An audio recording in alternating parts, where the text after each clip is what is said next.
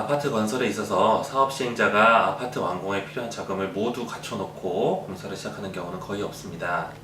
이와 같은 현실 때문에 특히 우리나라에서는 먼저 분양을 하고 분양을 해서 자금을 마련하고 그 후에 시공을 하는 경우들이 비일비재한 상황입니다.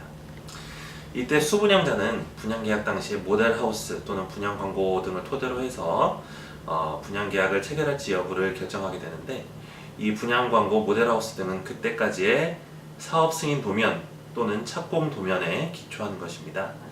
그런데 아파트 건축공사는 그 공정이 매우 복잡하고 또 어려우므로 실제 시공을 해나가는 과정에서 여러 차례에 걸쳐서 설계 변경을 하기 마련이고, 이에 따라 최종 준공 도면을 작성하여 준공을 받습니다. 따라서 완공된 아파트는 분양계약 당시 예정된 모습과 일부 다를 수 있는 것입니다. 그렇다면 만약 완공된 아파트의 사업승인 도면 또는 착공 도면과 달리 최종 준공 도면에 따라 준공된 경우에, 가령 사업승인 도면 및 착공 도면에는 창호를 알루미늄 재질로 시공토록 되어 있었는데, 실제로는 준공 도면을 따라 플라스틱 재질로 시공된 경우 이를 하자로 모아 손해배상 청구 소송을 할 수 있을까요? 이에 대해서 법원의 하급심에서는 그동안 견해가 갈려왔는데요.